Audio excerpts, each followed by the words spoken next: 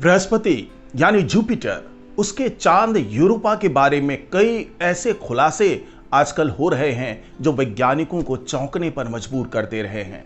पिछले दिनों 14 अक्टूबर को एक मिशन नासा ने चलाया है, वही यूरोपा क्लिपर मिशन, जिसके सहारे से वो यूरोपा के बारे में कई जानकारियां प्राप्त करने वाले हैं। लेकिन इसी बीच इनका जो पहले का एक मिशन है जुनो, उसने जो हैरत अंगेज जानकारी दी है, उससे अब वहां पर जीवन की तलाश करने की दिशा में कई मुश्किलें पैदा हो गई है। तो आखिरकार ऐसी कौन सी जानकारी है यूरोपा के बारे में जो पिछली जानकारियों से बिल्कुल अलग है और अब वैज्ञानिकों को ऐसा लगता है कि शायद अब उनकी खोज में काफी रुकावट आने वाली है, काफी बाधाएं आने वाली है। तो ये तमाम जानकारी आपको इस वीडियो में मिलने वाली है, तो वीडियो को आखिर तक जरूर देखिएगा। नमस्कार, मैं हूं डॉक्टर सुरजीत सिंह और आप देख रहे हैं महाना मिस्ट्री। अगर आपने अभी तक इस चैनल को सब्सक्राइब नहीं किया है तो सब्सक्राइब कर लीजिए, और अगर आपको ये वीडियो अच्छा लगे तो इसको लाइक कीजिए, शेयर कीजिए और कमेंट जरूर कीजिए।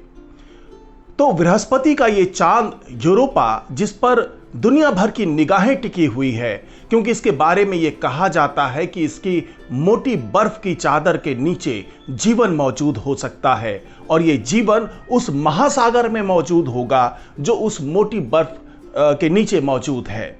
लेकिन उस महासागर तक पहुंचना अपने आप में बहुत बड़ा चैलेंज है, क्योंकि दुनिया भर के एस्ट्रोबायोलॉजिस्ट ये सोच रहे थे कि बृहस्पति के बर्फीले चांद यूरोपा की मोटी बर्फीली परत के नीचे जीवन होगा, क्योंकि इसके नीचे नमकीन पानी का समंदर है, जीवन की संभावना हो सकती है। लेकिन हाल ही में हुए खुलासे में उनकी यह धारणा बदल गई है, क्योंकि यहां पर इतनी मोटी बर्फ है जो उम्मीद से बहुत ज्यादा है। अब यहां पर सवाल यह उठता है कि बर्फ की मोटी परत वहां पर है, ये तो पहले से ही मालूम थी, तो इसमें अचानक ऐसा क्या बदलाव हो गया जिसके कारण वैज्ञानिकों को अब ऐसा लगता है कि उस मोटी बर्फ की परत के नीचे पहुंचना बहुत ज्यादा चैलेंजिंग होने वाला है। तो यूरोपा की सतह पर बर्फ की जो परत है वो 35 किलोमीटर गहरी है। ये जांच नासा के स्पेसक्राफ्ट जूनो ने की है। जी हां, 35 किलोमीटर। अगर इसकी मोटाई की तुलना पृथ्वी के किसी चीज से की जाए तो बृहस्पति के चांद यूरोपा पर एवरेस्ट की ऊंचाई से 4 गुना मोटी बर्फ है। अब आप जरा सोचिए, क्या इतनी मोटी बर्फ की परत के नीचे जीवन की खोज करना आसान होगा? क्योंकि आपको भी यह पता है कि हम अभी तक अपनी पृथ्वी पर जो सबसे गहरी ड्रिलिंग कर पाए हैं वो 12 12.5 किलोमीटर की है, और यहां पर 35 किलोमीटर मोटी बर्फ की परत की ड्रिलिंग करने की बात की जा रही है, ताकि उस पानी तक पहुंचा जा सके जिसमें जीवन की मौजूदगी की उम्मीद जताई जा रही है। आपको बता दें कि जिस जूनो ने यह पता लगाया है इस मोटी बर्फ की चादर के बारे में, जो आकलन किया है उसने, वो 2016 से लगातार बृहस्पति और उसके चंद्रमाओं के चक्कर लगा रहा है। उसने माइक्रोवेव रेडियोमीटर के जरिए सतह की मोटाई नापने की कोशिश की। इससे पता चला कि 35 किलोमीटर गहरी तो सिर्फ बर्फ की परत ही है। जूनो के प्रोजेक्ट से जुड़े साइंटिस्ट ने बताया कि यह औसत मोटाई है और कहीं कहीं इससे कई गुना ज्यादा मोटाई हो सकती है। और जैसा कि मैंने आपको बताया कि ये 4 माउंट एवरेस्ट की ऊंचाई जितनी मोटाई है, और वहां पर जो ड्रिलिंग करने की बात की जा रही है, तो इंसानों ने जो धरती पर सबसे गहरी ड्रिलिंग की है उससे 3 गुना ज्यादा गहरी बर्फ है वहां पर। यह हम सभी वैज्ञानिकों की उम्मीद से बहुत ज्यादा और हैरान करने वाला है। वैज्ञानिकों का यह मानना है कि अगर ये आंकड़े सही हैं तो ये हैरान करने वाले हैं। हमारी धरती पर मौजूद कई चीजों से कई गुना ज्यादा बड़ी, गहरी और ऊंची है। यूरोपा की बर्फ की परत, ये 35 किलोमीटर मोटी परत भी कई लेयर्स में बंटी है। पहली 7 किलोमीटर वाली सख्त लेयर, दूसरी 13 किलोमीटर वाली मोबाइल लेयर, और आखिरी लेयर जो थोड़ी नर्म बर्फ की लेयर कह सकते हैं, वो है आखिरी लेयर। अमेरिकी अंतरिक्ष एजेंसी नासा ने यूरोपा पर अंतरिक्ष के कचरों के टकराने से बने गड्ढे देखे हैं। यहां पर कई स्थानों पर प्राचीन गड्ढे, घाटियां, दरारें आदि मौजूद हैं। यूरोपा पर इन सभी चीजों के साथ काफी तीव्र रेडिएशन भी है, लेकिन इसकी ऊपरी ऊबड़ खाबड़ बर्फीली सतह के बीच कुछ गहरे रंग की आकृतियां भी दिखाई दी है। यूरोपा पर कई छोटे छोटे इंपैक्ट क्रेटर हैं।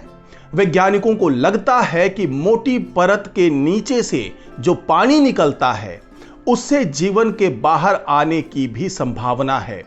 पानी के बाहर आने का सिस्टम इंपैक्ट गार्डनिंग नाम की एक प्रक्रिया की वजह से बाधित हो रही है। यूरोपा की सतह पर करोड़ों छोटे गड्ढे हैं जो करीब 12 इंच गहरे हैं। इन छोटे गड्ढों पर अगर किसी भी तरह के केमिकल बायोसिग्नेचर मिलते हैं तो इसका मतलब यह है कि यहां पर जीवन की उत्पत्ति के रासायनिक सबूत मिल रहे हैं। ये गहराई में जीवन को पैदा कर सकते हैं। अभी की स्थिति ऐसी है कि रेडिएशन की वजह से चीजें टूट जाती हैं। जीवन की उत्पत्ति के लिए जरूरी कणों का विभाजन हो जा रहा है। अंतरिक्ष से आकर यूरोपा से टकराने वाली चीजों में भी जीवन के होने की उम्मीद रहती है, लेकिन इस समय यूरोपा पर चल रहे विनाशकारी रेडिएशन की वजह से केमिकल बायोसिग्नेचर जीवन के रूप में पनप नहीं पा रहे हैं। भविष्य में जैसे जैसे रेडिएशन कम होगा वैसे ही जीवन की उत्पत्ति की संभावना बढ़ जाएगी। नासा के वैज्ञानिकों ने कहा कि हम लगातार अपनी स्टडी को और गहन कर रहे हैं। हम सौरमंडल की वजह से यूरोपा पर पड़ने वाले सभी प्रभावों का अध्ययन कर रहे हैं। अगर हमें किसी ग्रह की उत्पत्ति और उस पर जीवन के संकेतों का अध्ययन करना है तो इसकी बहुत ही बारीकी से जांच पड़ताल करनी पड़ेगी, इसका विश्लेषण करना पड़ेगा, उसके बाद ही हम किसी नतीजे पर पहुंच सकते हैं।